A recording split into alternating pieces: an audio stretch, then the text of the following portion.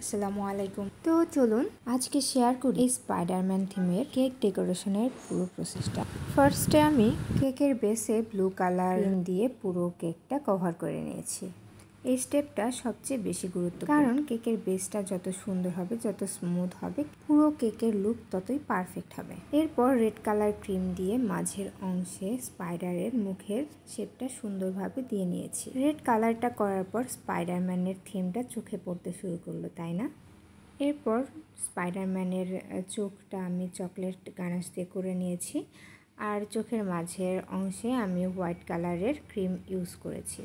এরপর পাইপিং ব্যাগে white colour cream নিয়ে কেকের উপর স্পাইডারম্যানের এরকম দাগ দাগ ডিজাইনটা করে নিয়েছি, মানে নেটের মতো যে ডিজাইনটা থাকে মেইনলি সেটা করে নিয়েছি। এই নেটের ডিজাইনটাই আসলেই স্পাইডারম্যান কেকের মেইন আকর্ষণ, আর ছোটদের কাছেও মেইন আকর্ষণীয় অংশ এটা।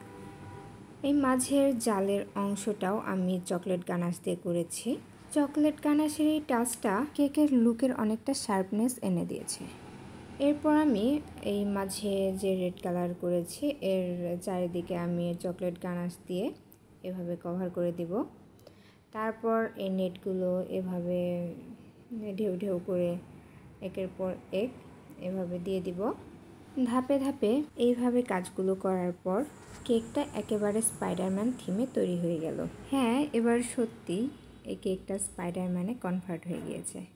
তো এই ছিল কেক ডেকোরেশনের লুক, একেবারে কালারফুল, ক্রিয়েটিভ আর অনেক মজার। আশা করি আপনাদের ভালো লাগবে।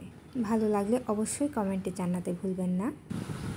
আমার এই পেজটা যদিও কেকের কোনো কিছু না, তবুও আমি ভিন্নধর্মী একটি ভিডিও শেয়ার করলাম। আপনারা আমার পাশেই থাকবেন। আজ এই পর্যন্তই। আল্লাহ হাফেজ।